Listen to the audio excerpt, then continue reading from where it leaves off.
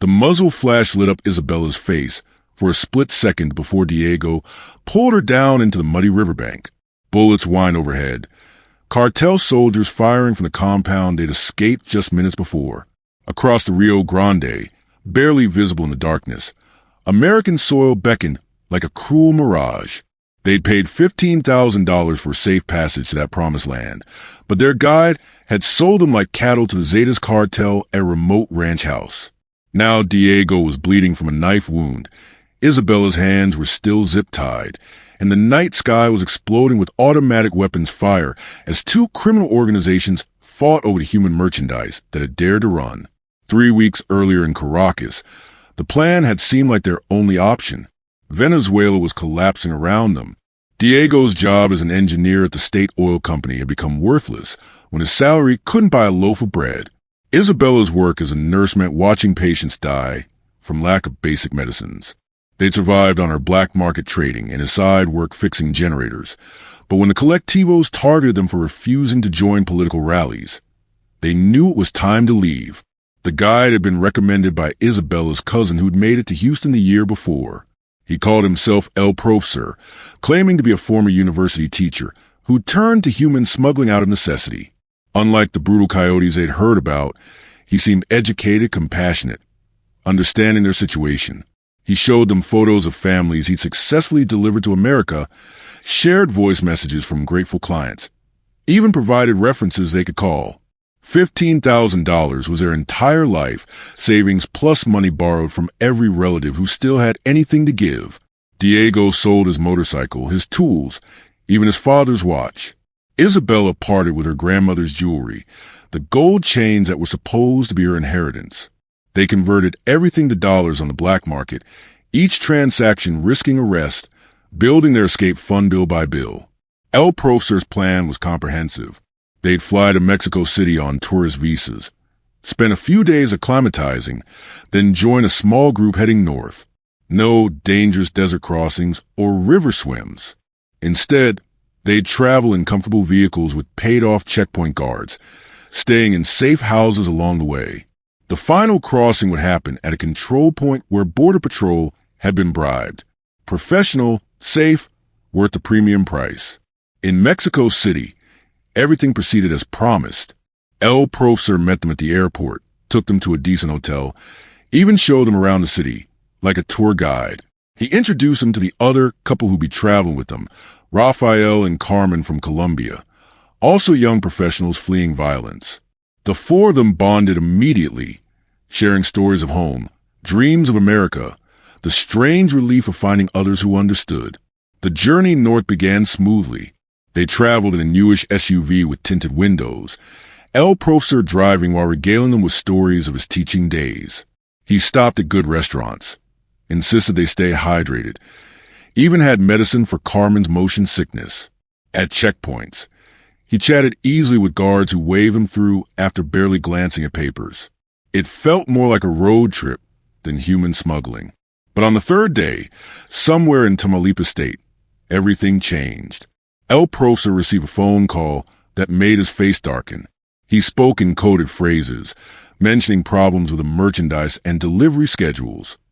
When he hung up, he assured them it was just logistics, but Diego noticed he'd started checking mirrors more frequently, taking sudden turns, doubling back on routes. As dusk fell, El Profesor announced they'd need to stop at a ranch house to switch vehicles. The original SUV had been reported stolen, he explained, and they needed to be cautious. The explanation made sense, but Isabella felt uneasy as they turned off the main road onto an increasingly rough track. The safe house wasn't the comfortable way station they'd used before, but a fortified compound with armed guards and high walls. The moment they entered the compound, the atmosphere was wrong. Hard-faced men with automatic weapons watched them unload. El Profesor's demeanor shifted from paternal guide to nervous subordinate. He led them not to bedrooms, but to a concrete outbuilding that felt more like a warehouse than accommodation. Other migrants were already there, at least 20 people sitting on the floor, fear etched on every face. That's when they understood. This wasn't a vehicle change. It was a transfer of ownership. El Profesor had sold them to the cartel like merchandise. As armed men separated the group by gender and age, Diego heard El Profesor negotiate his payment, discussing them like livestock. Young professionals commanded premium prices. Apparently, the cartel could ransom them to relatives or use their skills in various operations. Isabella was pulled away with the other women before Diego could react. He lunged forward but was struck down with rifle butt. As his vision cleared, he saw El Profesor counting money, not even glancing at the people he betrayed. The teacher-turned-smuggler completed his transaction and left, probably heading back to Mexico City to collect more naive couples with professional backgrounds and desperate dreams. The cartel's intentions became clear quickly. They wanted additional money, $20,000 per person, to complete the journey to America. Those who couldn't pay would work off the debt in various ways. The men would be used as drug mules or enforcers. The women faced worse fates. Families back home would be contacted, threatened, extorted. This was a business model refined over years of practice. Diego and Rafael were locked in a room with other male captives. Through a barred window, they could see the building where the women were held. Armed guards patrolled constantly. The compound was in the middle of nowhere, surrounded by scrubland that offered no cover for escape. Even if they got out, where would they go? They had no phones, no money, no idea of their location. But Diego couldn't accept captivity, not with Isabella in danger. He studied the compound's routines, noted when guards changed shifts, identified potential weaknesses. Rafael thought he was crazy. Better contact families, try to pay, hope for mercy. But Diego had heard the guards discussing plans for Isabella and Carmen. Young, educated, attractive women were valuable in ways that had nothing to do with ransom. On their third night in the compound, an opportunity arose. A celebration of some successful drug shipment meant most guards were drinking. Diego had loosened a bar on their window over 3 nights of patient work. He and Rafael squeezed through, dropping into the courtyard. They needed to reach the women's building, find Isabella and Carmen, escape together or not at all. The women's quarters were less heavily guarded. The cartel assumed they were too terrified to attempt escape. Diego found Isabella through a ground-floor window. Her face was bruised, her wrists zip-tied, but her eyes blazed with the same determination that had gotten him out of Venezuela. Using a shard of metal, he managed to force the window lock. Isabella and Carmen climbed out, followed by 2 other women who refused to be left behind. Their escape was discovered within minutes. Shouts erupted across the compound. Floodlights blazed alive. Engines roared as vehicles prepared to pursue. The 6 escapees ran into the desert night, no plan beyond getting distance from their captors. Behind them, the compound erupted in chaos as drunk guards scrambled to respond to their boss's fury. The Rio Grande appeared like salvation and trap combined. On the far side lay America, but the river was wide, fast, dangerous in darkness. They could hear vehicles approaching, see headlights sweeping the scrubland. Diego made the decision. They had to cross now, take their chances with the water rather than certain recapture. As they reached the riverbank, gunfire erupted behind them, but it wasn't just guards shooting at escapees. Another group had arrived, rival cartel members or possibly corrupt police, drawn by the chaos. The compound was under attack, a turf war sparked by the security breach. Tracer rounds lit up the night sky as 2 criminal organizations engaged in sudden, vicious combat. In confusion, the escapees scattered. Rafael and Carmen ran upstream, seeking a narrower crossing point. The 2 other women went downstream. Diego and Isabella stayed put, using the riverbank's elevation as cover from the crossfire. But a guard had followed them specifically, the one who'd shown particular interest in Isabella. He approached through the shadows, knife drawn, preferring silent capture to alerting others. The fight was brutal and brief. Diego had no combat training, just desperation and love. The guard was drunk, overconfident. They grappled in the mud, the knife slashing wildly.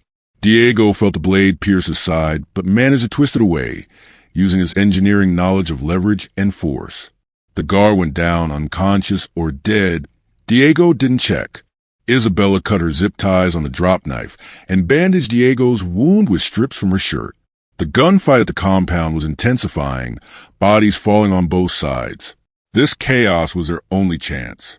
Supporting each other, they entered the Rio Grande, fighting current and exhaustion and the weight of everything they'd survived. The water was colder than expected, faster, deeper. Diego's wound made swimming agony. Isabella kept him afloat, drawing on reserves of strength that came from knowing this was their last chance. Bullets splashed around them as the fight spread to the riverbank. Neither cartel cared about escapees now. They were fighting for territory, for pride, for the compound's drug stockpile. Somehow they reached the American side, crawling onto Texas soil as the gun battle raged across the water. They didn't stop, couldn't stop, stumbling through brush and cacti until the sound of combat faded.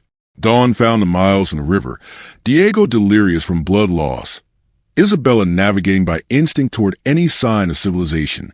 The border patrol found them on a ranch road, more dead than alive. Diego needed immediate surgery. Isabella was severely dehydrated. But they were alive, in America, together. The investigation that followed revealed the scope of El Profesor's operation. He'd sold at least 50 couples to various cartels, always professionals whose families might pay additional ransoms. El Profesor was arrested 2 months later in Mexico City, caught selling another couple to the same fate. The compound where Diego and Isabella had been held was destroyed, and the cartel war their escape had triggered. Some said it was poetic justice. Others noted it just meant the business moved elsewhere, evolved, continued. Rafael and Carmen were never found. The 2 other women who'd escaped made it to America, but disappeared into shadows of undocumented life. The river had claimed some bodies that night. Others fell to cartel bullets. The exact count of casualties remained unclear, lost in the chaos of criminals killing criminals over the right to exploit the desperate. Diego and Isabella applied for asylum, their case strengthened by the international attention it received. A young couple sold by their smuggler, escaping a cartel compound, triggering a war, crossing the Rio Grande under fire. It made compelling news. But beyond headlines lay the harder truth of recovery. Diego's knife wound had damaged nerves. Isabella's trauma manifested in nightmares where she was back in that compound, waiting for worse than death. They testified against El Profesor via video link, describing how he gained their trust, taken their money, delivered them to hell. He got 20 years in Mexican prison, where cartel connections made his life expectancy questionable. It felt like justice, but changed nothing for the couples who'd vanished into cartel compounds, whose families still received ransom demands, whose professional skills were perverted into criminal enterprise. The $15,000 they'd paid for safe passage was gone forever. The additional $20,000 the cartel had demanded would have disappeared too, buying nothing but deeper captivity. They'd escaped not through payment but through violence, crossing the border marked by their own blood and others, their love story transformed into a survival tale written in gunfire. Years later, working in America with legal status, they met other Venezuelan refugees. Everyone had crossing stories, but few matched theirs for betrayal and violence. They'd trusted an educated man who spoke of compassion while calculating their market value. They'd survived because a knife wound wasn't immediately fatal, because a gun battle provided cover, because the Rio Grande was crossable that particular night. Diego worked construction with hands that sometimes shook from nerve damage. Isabella became a medical assistant, her nursing degree worthless but her experience valuable. They sent money home when possible, helping other relatives escape through legal channels. But they never forgot those who traveled with them, Rafael and Carmen, the unnamed women, all sold like commodities by a man who'd seemed like salvation. The scar on Diego's side served as a daily reminder. They'd paid for safe passage but purchased betrayal. They'd sought professional smuggling, but found human trafficking. They'd crossed the border not as planned, but as escapees from a transaction where they were the goods being sold. Their American dream had required them to fight, bleed, and trigger a cartel war just to reach the riverbank where dreams met reality. Sometimes they wondered about El Profesor's other victims. How many couples had taken the same comfortable ride north, trusted the same paternal manner, walked into the same compound believing it was temporary? How many were still there in different forms, ransomed, trafficked, disappeared? Their escape had been miraculous, But miracles by definition were rare. The compound burned during the cartel war, they later learned. Dozens died in the fighting their escape had triggered. In trying to save themselves, they'd ignited violence that consumed predator and prey alike. It wasn't justice. The business simply relocated, evolved, continued. But for one night, the system had turned on itself. Criminals killing criminals while two young lovers ran for the river. Their story ended not in tragedy, but in scarred survival.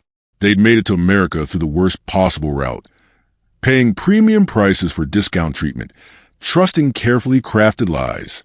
The professor who wasn't, the safe passage that wasn't, the guides who guided straight to captivity, all part of an economy that monetized desperation with scholarly precision.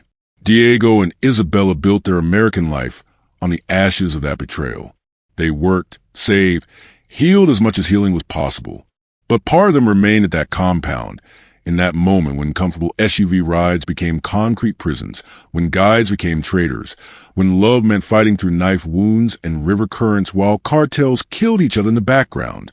They'd paid for safe passage and been sold to a cartel midway. They'd escaped because violence birthed violence, because their flight triggered a war that gave them cover to reach water. They'd crossed the Rio Grande not as clients, but as casualties who refused to die, their premium passage downgraded to desperate flight, their professional backgrounds meaningless except as pricing points for traders in human cargo. They'd sought America and found it, just not by any route they'd paid for.